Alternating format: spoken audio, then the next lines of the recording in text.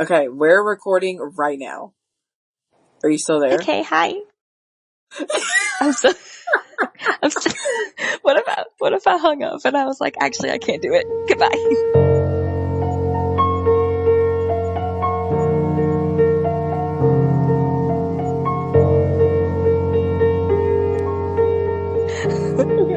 Okay. Hi, everyone. I'm Logan. And I'm Hannah. And we are the Long Distance Book Club. Welcome everybody to episode 1. We are so excited to get things cracking and rolling. Logan, do you want to start by telling people how we know each other real fast? Yeah. Okay. So Hannah and I met in 2nd grade. Shout out Oak Grove. And despite really long distances, we have remained friends. I honestly think that our friendship grew after we moved out. Wouldn't you think? I also agree with that. I think that, thanks to making videos to each other and sending them via blog style and our messages, every single time that we see each other in person, I find that I feel like I need to tell you stuff that has happened, but you already know practically everything because of our videos that we make to each other. So I completely agree with you. Yeah. Then when we see each other in person, we just get to make new memories. Amen. So we really love reading. I think that we're going to wait and save our reading story for another time. Yeah. But we both just really love to read, and we like to talk about the books that we're reading in our little mini vlogs that we text to each other. So one day Hannah just said, why don't we create a podcast? And here we are.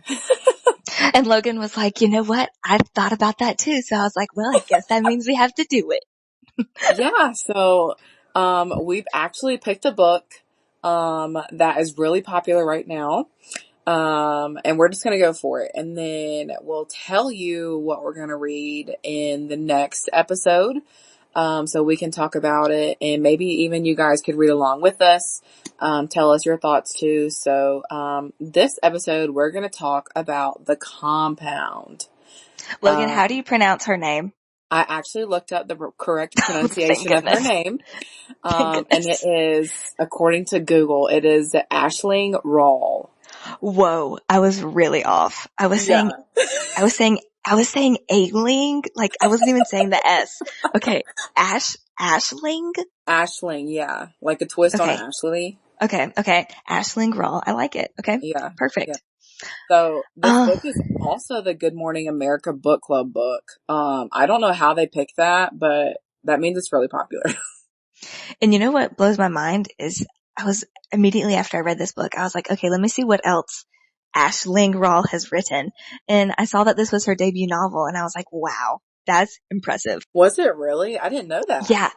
Yes. And did you also see that she used to be a teacher? I think, please do not quote me on this, but I'm pretty sure that she was, I'm talking not like a college professor, but I think she was an elementary school teacher and a piano teacher. Wow. And then she decided to start writing full time. Yeah. She just wrote this. That's crazy. That just really goes to show, if you want to write a book, just do it. Just do it. Amen. Well, Hannah, why go don't ahead. you start us off with your thoughts on the book, and I'll feed off of you. Should I give a brief recap, you think, of the book, or should I just go into it? Yeah, let's talk about the synopsis. Okay, so I know I've seen it written on Goodreads, and maybe even on the jacket of this book. A lot of people compare it to Lord of the Flies combined with Love Island. Yeah, I've seen that. And I think, okay, I've never seen Love Island, but I've seen Bachelor in Paradise, and I've seen Big Brother, and I feel like those reminded me a lot of this book, of course, with Lord of the Flies. So picture that in your head. Exactly. Yeah. So basically, each season or each year, I don't know how often they do it. We'll just say each season. Okay. If we're thinking of it like a TV show, but each season, 10 girls and 10 guys, are picked, and they all have to be beautiful. They are picked and they come to the compound. And within the compound, basically, if anybody wakes up in the morning, or how does it go? If they if they're in bed by themselves, then they get evicted, essentially. Right. And then the last person standing wins and they get to stay for however long they want. But in order to do so, people have to get evicted. Once it's done, like I said, whoever's not sharing a bed. Also sometimes challenges happen and they have to evict somebody. And there's personal challenges, which people compete. Well, they don't compete, but they do a personal challenge, which could be something like go start a conversation with this person or go poop outside is literally one of the challenges. And they receive a personal item such as a hair straightener or a new dress or a swimsuit. Mm-hmm. And then the group challenges are more like, okay, everybody has to be held underwater for, what was it, 2 minutes? Yeah. And basically they get things like new patio furniture or wood to fix the door, etc., things like that. Yeah. Anything else on the synopsis side of things? I think that's about it. We're following really everyone, but we only get Lily's point of view. Right? Yeah, no, Or that's did I? right. Yeah. No, I think, hold on, let me look in the book real quick. Let me see real fast. I can't remember if it's written in Lily's point of view or, let me see. Okay, Yeah. And then, it's first person. Yeah, from Lily's point yeah. of view. And it mentions like, the synopsis talks about, how like we're following Lily and all of their things that they're doing that Hannah just mentioned. It's all being recorded. Oh, So yes. we're really like, we're reading a season of what's going on in these challenges from her perspective. Yes. So I wanted to know well, I'll just say that I actually loved this book. I rated it 4 out of 5 stars, maybe even 4.5. I really, really like Oh, this book. What did you think? Oh gosh, I'm scared. Okay, tell them the truth. Tell them that at first you put it down. oh, I am. I am. So I thought I get all of my book recommendations from TikTok or Goodreads or Hannah. Um, and I saw The Compound and I saw that people were comparing it to like Love Island meets Lord of the Flies. And I thought, wow, that sounds fantastic. So, I'm scared. I pick up this book and I originally DNF'd it after 10 pages. And then we came up with this podcast idea and we were like, well, why don't we do this? Because I saw that Hannah had read it a little while ago and rated it really highly and I didn't. So I decided for the podcast, for the people, for the fans, I Do it for the would, fans. yeah, I Our would go moms. back and reread the 10 pages and finish it. And I did, and I did it for the people because it was not Oh for no. me. Oh no. What did Um, you rate it? I gave it 2 stars. And honestly, I feel like 2 is generous for me. Oh my gosh. But like I said, right out of the gate, those 10 pages, I just felt like they were so, not even the content that we were talking about, but the sentences were so, and it's throughout the entire book. I come to find out it doesn't get any better. But it's like, Lily walks downstairs. There are carpeted floors. There is alcohol everywhere. It looks like there was a party last night. Like, hello?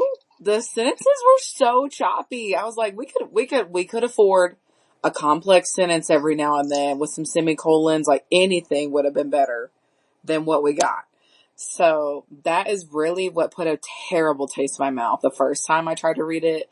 And like I said, it did not go away, unfortunately. So after I read it the first time and then we talked about how we were going to do this book for our first episode, you said that you DNF'd it after 10 pages because of that reason. And so Mhm. then as I didn't like fully reread it, but I like in depth skimmed it again Yeah, to just yeah, reacquaint myself. And I was yeah. like, oh my gosh. And I was like, let me see if I can pick up what Logan was talking about. And I did notice it actually Uh-huh. Uh-huh. because I had it in my head. I was like, oh, I do know what she's saying, but I think that I'm not a stickler for like writing. How do you say that? I guess the I guess sentence it's her structure writing doesn't bother me. style. Yeah, I guess that would Yeah. be it. Because I I don't think that know, I but still really enjoyed it. Go ahead, sorry. you mentioned maybe we could even read like one of Sally Rooney's books, like for Yes. one of our future books. And Yes. I have purposefully not read any of her books because Because none of of that? her books have quotation marks. Really? Yeah. So I mean, you low key like just assume when we're actually saying this stuff out loud. Wait, can you say that again? We cut out. I said that it's hard to tell when somebody's talking in the books because there are no quotation marks. Dang, that is crazy. Wait, so people actually have dialogue in the books, but there's just no quotes? Yeah, there's no quotation marks. Interesting. I'm I curious to know. see what that's like. Now I I feel like guess I we'll have have to to do read it. that. Yeah, no, now I feel like I have to. Okay, I wanted to ask you, what was there any characters in this book that you okay, tell me did you like any of the characters? Let's just start there. Yeah, I did really like Tom. I don't know You what liked it was Tom? about Tom. Yeah, I just felt bad for well, I actually okay, so I think the premise of the book it is really good. I love how like even on the cover, you can see that they are living this temporarily glamorous life Yeah. and like something is going on outside. Mhm. Um, we have, poverty, strife, politics, like things are going on that I think honestly could have made the book a little better, but I Yeah, also think that was the whole point of it. I think that it's okay. So it's also, we should mention it's like kind of a dystopian-ish book. You can Yeah, tell that the world is supposed to be dystopian around it because they talk about war and Lily's dad she hasn't seen or heard from in years. So we can assume that he went off to war. yeah, And I was very intrigued by that. You're exactly right. I wish that we could have got a little bit more of that. yeah. Um, That would have been very but cool. yeah, I agree. Cause in this compound, like you're very isolated from the outside world. So I wonder if she did that on purpose. Like Yeah. even though all this crazy stuff was going on, we're not going to talk about any of it. Right. And yeah, like you said, maybe that was her point to kind of like bring us in, but I'm not going to actually tell you what's going on. Mm-hmm. And clearly it worked because here we are wondering what else is going on. What's going on? Um, Yeah.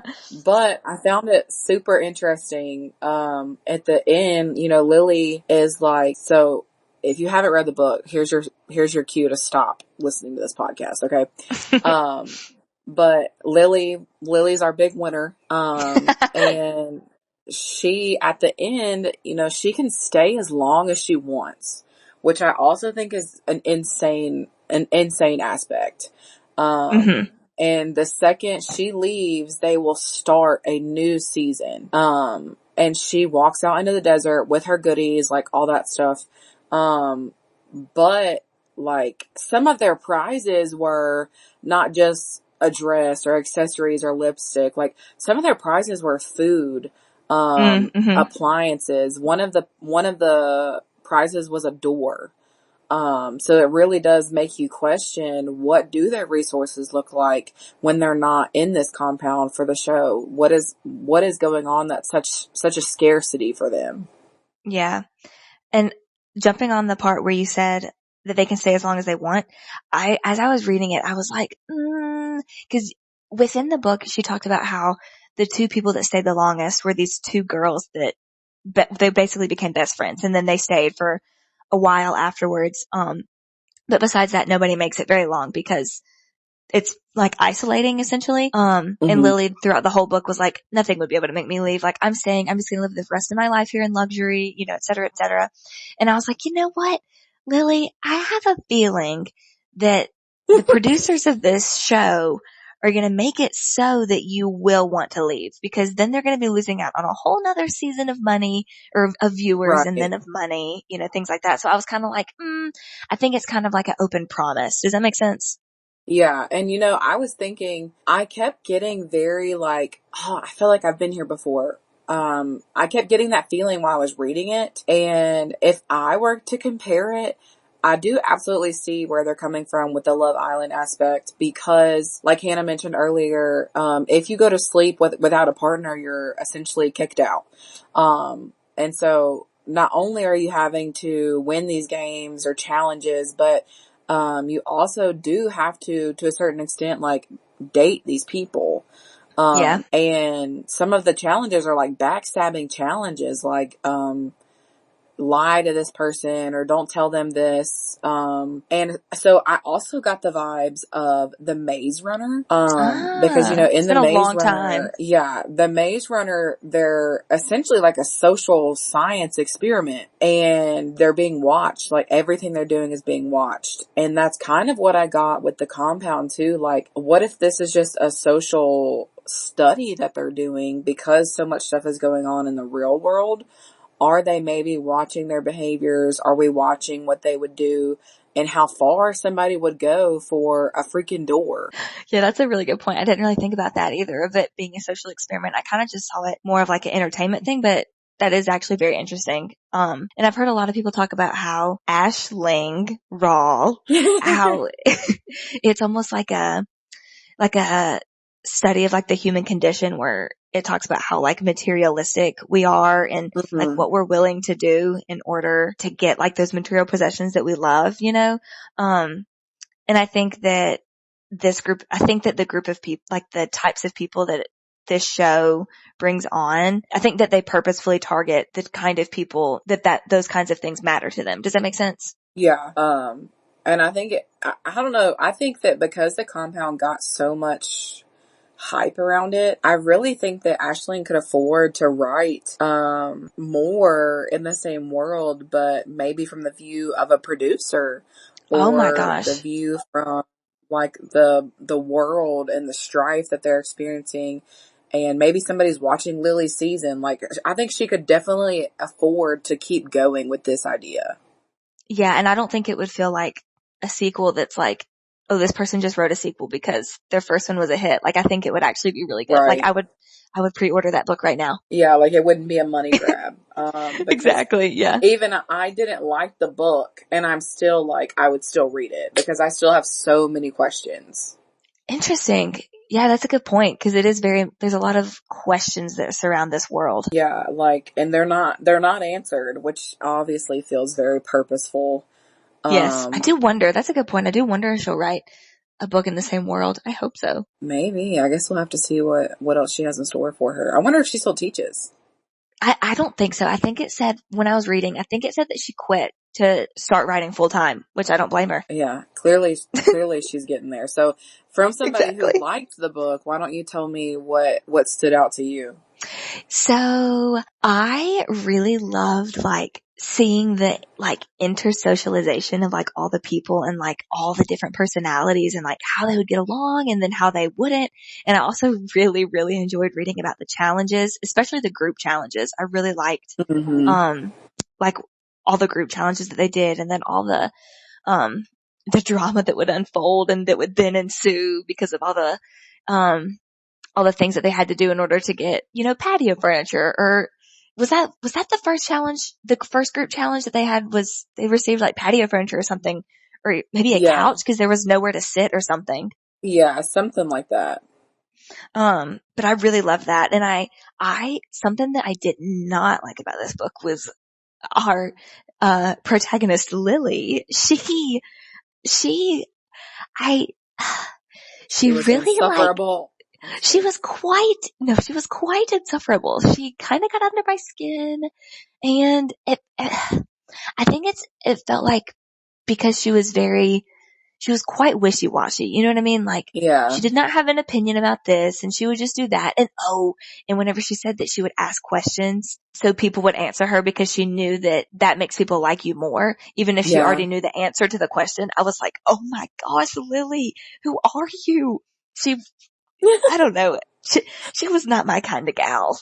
yeah. I mean, and in the end of the book, she calls her mom, and Yeah. it is a terribly bland conversation. So it makes you wonder, like, hey, does mom why does Lily not have a good relationship with her mom? And you even see in that same conversation, Lily says, did they like me? Like, girl, you still won the season. You still walked away. And it'd be interesting to see maybe if we even went a couple chapters longer, what her transition was. Like, what was her first human interaction like after walking and finding, when she decided to leave, what was her first human interaction like? And that's an interesting thing that you said, like her first thing, or not her first thing, but she wanted to know, like, did they like her? And because she's such like a empty personality, it almost kind of like shows how whenever we want so hard for people to like us, that we'll forego our own personality, that we become kind of like just like these husks. You know what I mean? She's definitely moldable. Yes, definitely. What did you think about our pal Sam? Sam, I also really liked Sam. I don't know why I liked Tom, going back to that. Okay, I really want to know why you like Tom. I don't know. I think that it was because, like, he, like, low-key reminded me of my patients, maybe. So I was like, oh, I can kind of predict what he's gonna do. He's gonna go crazy. Let's see what we can do to get him to go crazy. So I felt like he was very fun and, like, predictable in the aspect, like, all right, we're definitely gonna try to push Tom's buttons today. It is so funny. I also I kind of felt bad for him. Oh, okay. I really felt bad for him whenever it came to the whole, when Lily had lured the dogs there and basically like, oh man, I felt so bad for him, but he was also like a crummy guy. So it's like, I do really feel bad for you, but at the same time, you shouldn't have been a poopy head. So, he was very conflicting for me. You know what I think would have been so interesting too is Tell me. we got to see a lot of what, like, Lily's personal challenges were. But I wonder, like, if maybe somebody somewhere someday could confirm or deny other people's personal challenges. Oh yeah, that is a good point actually, because who knows how much of anybody's personality was fueled by personal challenges. Yeah, because I feel like Sam was pretty hateful originally towards Lily, and I wonder if maybe that was his personal challenge, because we obviously saw that was not who he was to his core. But in the beginning, like, he's not a super nice person. He's not super welcoming to Lily at all. Yeah. And I totally get it. I mean, I don't blame him, but, I do wonder if maybe that was one of his personal challenges too. That's a good point. I do wish that there was like an index in the back that listed everybody's personal challenges. Yeah. Like, we could say who had what and what was real and what wasn't. Exactly. Cause even Lily, one of her challenges, whenever she was like buddy with Ryan, one of her challenges was to go and talk to Sam. So yeah, and she like secretly liked him. So I wonder how many interactions were essentially falsified, or, how did you feel about Ryan at first before we found out he was a two-timer? I don't know. I don't think I really trusted anyone. Once I figured out, like, hey, these, when we read about the challenges, I really thought it was going to be like Big Brother, kind of, do these challenges, do these games and get prizes. But, the fact that they were very personal also brings me back to, like, what if this was a social experiment? And they're watching them and they ask for these people to do something that's out of context for them and get to see what their reaction would be, or how far they're willing to go. Like the sponsorships. Lily would have to say, like, thank you. Thanks to the camera. Thanks for this diamond company for sending me these beautiful diamonds that look so good with my evening gown. Yeah, it matches my lipstick from so-and-so. Yes. Which also, again, just brings it back to, like, is this a social experiment? Because what is going on in the real world that the people watching this show need to know the brand name of these things, like, it's crazy. Did you see yourself in any characters at all? Man, I think you did your homework when you said we were going to start a podcast. Um, I just think about it when I'm driving in the car. I'm like, what am I going to ask Logan? I don't think so. I'll tell you what Um, you want me to tell you what I I think thought? that, Oh, yeah, yeah. oh no, I'm sorry. Go ahead. I interrupted you. No, no, go. What did you think? I, at first, kind of related to Becca a little bit. Um, Uh-huh. because I feel like like, she was a little bit more like studious and more like not so into all the drama and like things like that. She seemed a little bit less cutthroat. You know what I mean? Um, Yeah.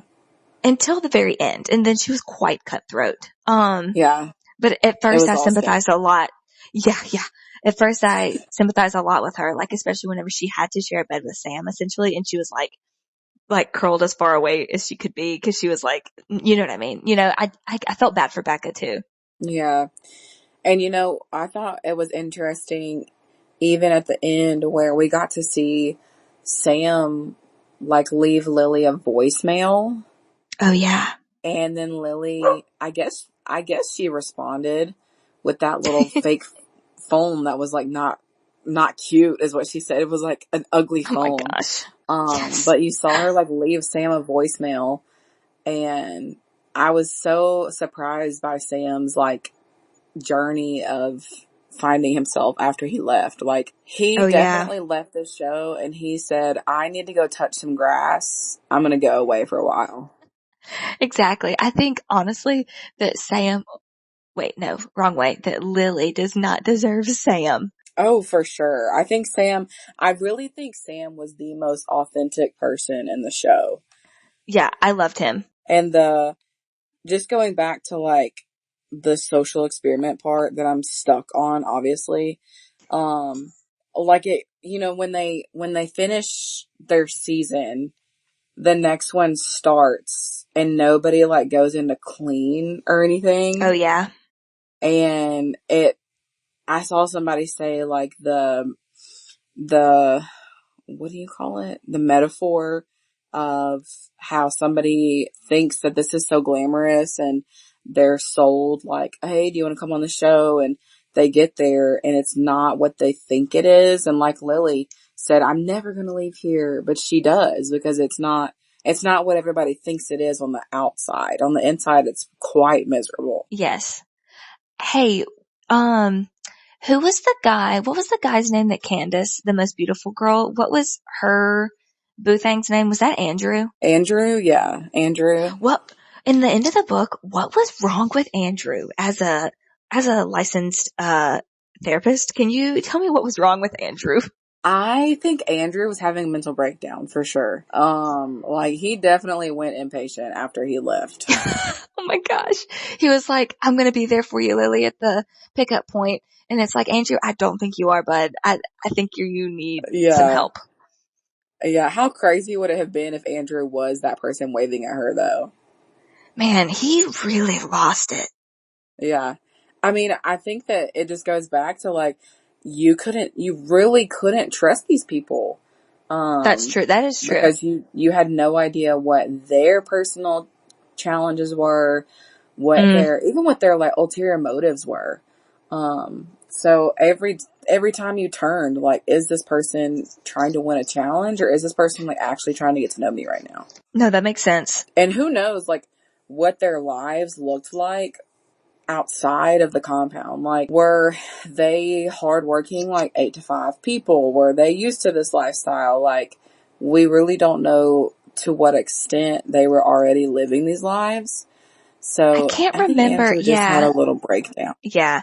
And I can't remember cause it's also like different, even with them working 9 to 5 jobs, for instance, it's also so Yeah. different having every single moment of every single day being filmed and broadcasted over national Oh yeah. television. Yeah. So like they didn't even have a door on the bathroom, like you said. Yeah. That was crazy. I don't know. And even me sitting here saying I didn't like the book, I can still see like the The good things appeal about it. I can still see why people like it. I just wish it was a little, better. yeah.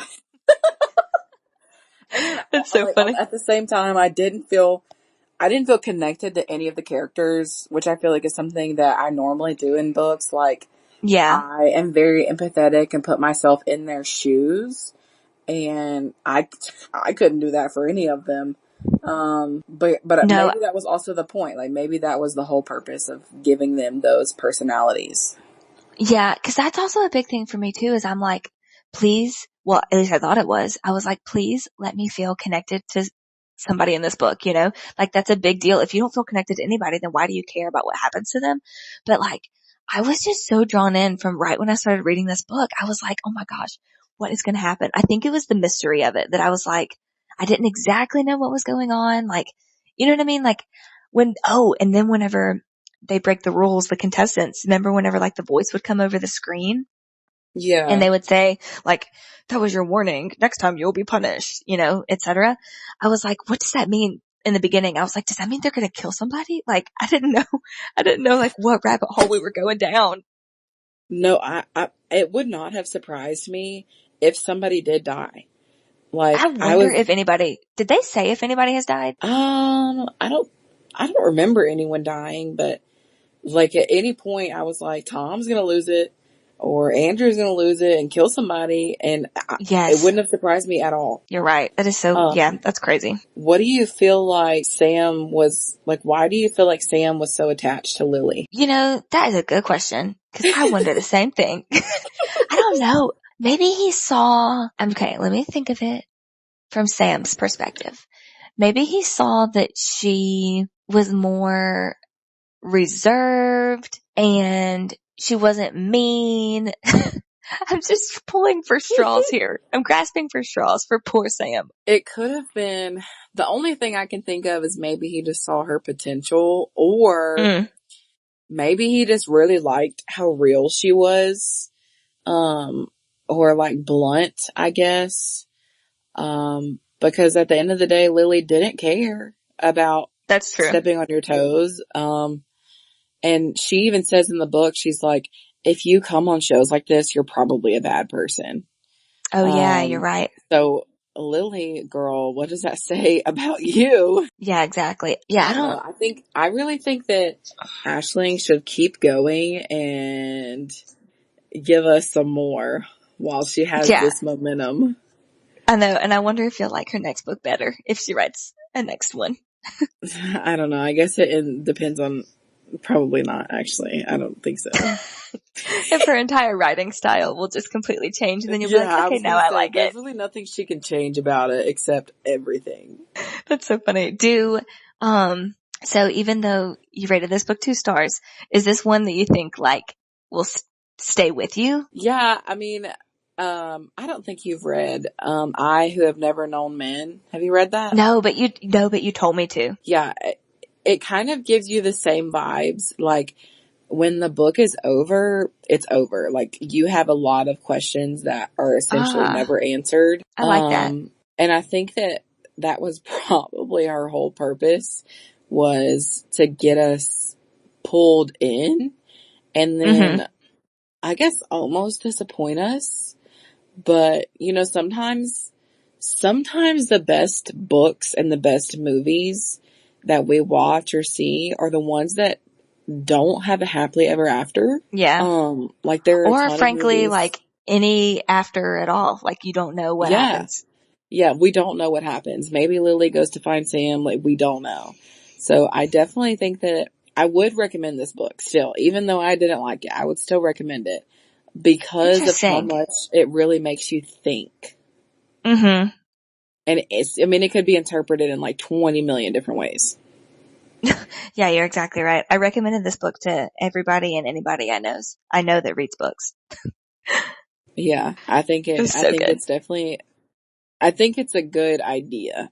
I just really, Yeah. really wish that it was less choppy. That's a better phrase. Mm-hmm. Less choppy. Yeah. No, that makes sense. That makes sense. I think that's valid. What do you want to tell them the book that we have picked next? Yes. Okay. So our next book is also a very popular book at the moment.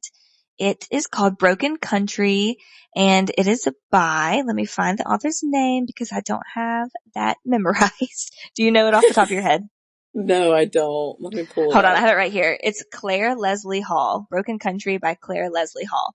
Wow. Okay. It has, on Goodreads, it has 4.35 stars. Wow. That's a lot. It is, and for 250,000 ratings. That's a lot. That's really high. I know. I'm excited. I hope, I hope that it lives up to the hype. You know, I actually don't know anything about it, but I I don't, love going into books like that. I love going in blind. Yeah, I might be disappointed, but I don't know because I don't know what I'm expecting. Exactly. It's like, is this a thriller? Is this a romance? Couldn't tell yet. Is it both? Yeah, Maybe. couldn't tell you. All I know is that it is currently, Reese Witherspoon's book club Oh, pick of the month. oh, nice. Okay. That's good to know. Yeah. Yeah. So Nice. our book Awesome. this episode was from Good Morning America, and then the next one we picked is from Reese's. We're so with it. Yeah, we're so with the trends right now. Oh my gosh. So I'm just to let you guys know, I'm chronically online and Hannah is chronically offline. She lives Yeah. with the Amish community in Pennsylvania. Okay. Okay. Let me reiterate. I live near the Amish. I am Amish adjacent. And I That live is in so Memphis, funny. Tennessee, so there is That is so no funny. chronically offline here. That's so funny. Do you want to give them your socials then? Oh my god, I thought you meant my social security number. Yeah, so my socials are, I have a, oh my god, my Instagram is l.o.library. My married initials are LOL, so that was me trying to put a little fun twang on it. I love it. And then my bookstagram, no, my TikTok. What is my TikTok? What a great question.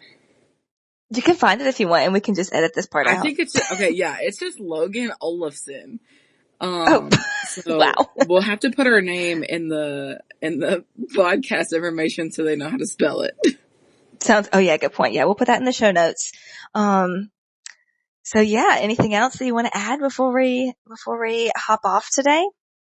I don't think so. Not for the compound. I would recommend it, but I didn't like it. That's so funny. Hey, why End don't of you tell me real discussion. quick? End of discussion. Tell me real quick what you're currently reading. Oh, I'm currently reading One Golden Summer by Carly Fortune. I really like her books. And it's about to be fall, so if I don't hurry up and read it, I'm gonna lose the season. That is so funny. What are you reading? Well, let me just not paraphrase. Let me just, what's that word?